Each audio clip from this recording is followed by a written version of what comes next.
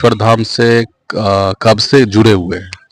जब उनकी खजूरी में हुई थी ना कथा, जब मैं वहां पे गया था, जब से इतनी अनुभूति होती है वहां पे, जब से हम गए तो मुझे इतना अच्छा लगा। जब से मैंने ना प्याज लहसुन का सेवन करा, जो इन सब का मैंने सब छोड़ दिया था, फिर अब तो बिल्कुल नहीं खाता, नहीं छोड़ दिया सब। घर में कोई नहीं खाता नॉनवेज। अच्छा, तो जो खाते हैं बहुत सारे लोग कि इसमें ताकत मिलेगी, प्रोटीन मिलेगा, तो आप उन लोगों को क्या कहना चाहेंगे? खाने के लिए तो ये अपनी जीभ का स्वाद लेने के लिए इनकी जीभ की हत्या करके क्या क्या पालेंगे, क्या पाएंगे? ड्राई फ्रूट्स है, सब बादाम है, काजू है, ये सब खाओ। मक्खन खाओ, खीर खाओ, मखाने की, ये सब खाओ, लेकिन अपने जीभ के स्वाद के लिए किसी अन्य जीव की हत्या करके आपको दोषी दोषी ठहराया जाएगा। ऐसा कुछ नहीं करा जाएगा, दोषी माना जाता है। अभी पढ़ने लिखने की उम्र है, आप काफी छोटे हो, अभी 11 वर्षों की हो, तो आप अभी पढ़ाई पे ध्यान दो। आपको लोग नहीं कहते हैं कि आप इन सब चीजों से क्यों जुड़ रहे हो? पढ़ाई लिखाई के साथ धार्मिक चीजें भी तो जरूरी है। ये दुनिया क्या कह रही है ये मुझे नहीं फर्क पड़ता, लेकिन पढ़ाई लिखाई भी जरूरी है और धार्मिक बातें भी जरूरी है। कि हमारे धर्म को कोई उल्टा सीधा कह रहा है, हम चुप बैठे हैं। ऐसे तो जैसे पढ़े लिखे लोग होते हैं वो जय श्री राम कहने में भी शर्माते हैं। हनुमान चालीसा का डेली पाठ करते हैं या मतलब कभी कभार पाठ करते हैं? जी डेली कर लेता हूँ, लेकिन कभी कभी छूट जाता है, जैसे कहीं रिलेटिव के घर जाना हो, रिश्तेदार के, तब नहीं कर पाता। तो इससे आपकी जिंदगी में कोई फर्क पड़ता है? अगर आप पूजा करके स्कूल जाते हैं, तिलक लगा के स्कूल जाते हैं, तो इससे आपके लाइफ पे कोई फर्क पड़ता है? जी बहुत कुछ फर्क पड़ा है। जैसे कि कुछ आप अपना अनुभव साझा करना चाहेंगे? जी ऐसी बातें तो कहनी नहीं चाहिए, जैसे चमत्कार हो रहे हैं तो ऐसी चीजें बतानी चाहिए, गुरुजी कहते हैं ये। अच्छा, वैसे कभी मतलब लोगों का कहना है कि जो धाम से जुड़े हैं उनके सपने में भी गुरुजी आते हैं, ऐसा कभी आपको अनुभव हुआ? हाँ जी आते हैं, मेरे सपने में भी कई बार आए हैं गुरुजी। अच्छा, तो कुछ आप साझा करना चाहेंगे अपना अनुभव? जैसे कि सन्यासी बाबा, गुरुजी और बागेश्वर वाले बाबा एक साथ आए हैं मेरे सपने में, तो और वो मुझे आशीर्वाद दे कह रहे हैं कि जा जा तेरा सब कल्याण होगा। ऐसे मेरे सपने में हुआ है। अच्छा, आप अभी किस क्लास में पढ़ते हैं और आपको इस साल कितना क्या लगता है, आप कितना परसेंटेज मार्क्स लेकर आएंगे इस क्लास अपने क्लास में? मैं 7th स्टैंडर्ड क्लास में पढ़ता हूँ। इस बार मैं चाहूंगा कि मेरे 86 पार हूँ। 86% से अबव आप मार्क्स लाना चाहते हैं। उसके लिए आप दिन में कितने घंटे पढ़ाई करते हैं? जी मैं पढ़ता हूँ 7 बजे से लेके 11 बजे तक।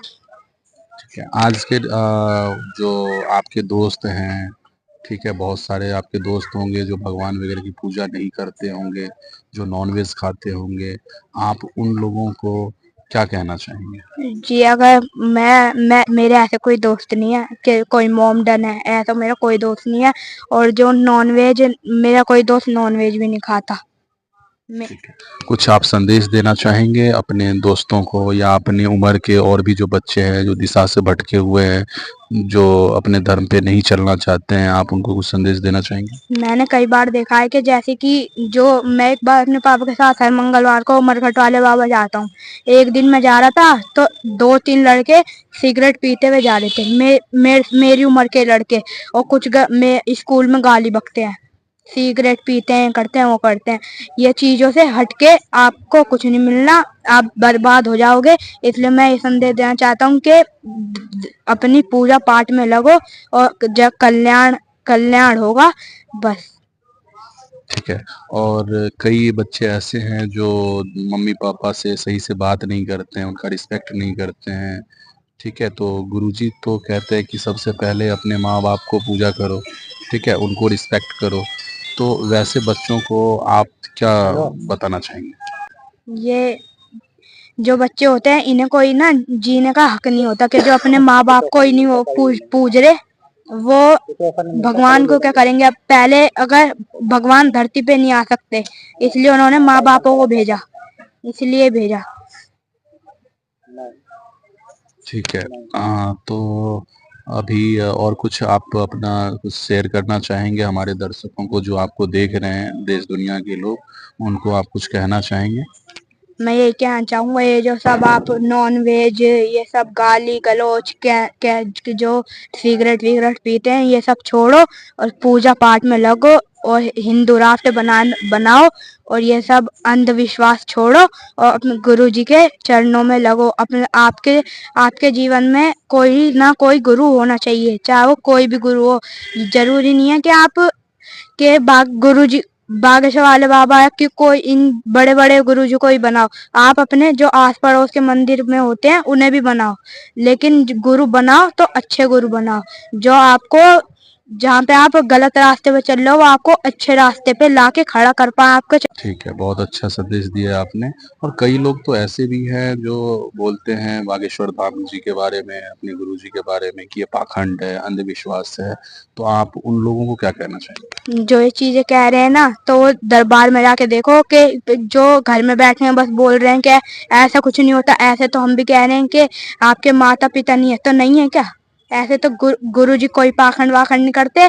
आप जाकर देखो वहां पे उनकी शक्ति को, उनकी उनके उनके तेज को, कि मैंने रियलाइज करा इस चीज को कि उनमें कितनी शक्ति है, कितना वो ऐसे नहीं है कि उनके वीआईपी ही जाएंगे, उनमें उनमें भाव है, उनपे वो बस भाव के भूखे हैं गुरुजी, और कुछ नहीं है। बस ये कहने की बात है, बस पैसे पैसे में के सब जाते हैं लेकिन कोई उनके पास नहीं आता। आप उनकी उन्हें जानिए कि कैसे वो गरीब लोगों को कितनी सहायता करते हैं। बनना है सब हो रहा है तो ये चीजें कहने दो।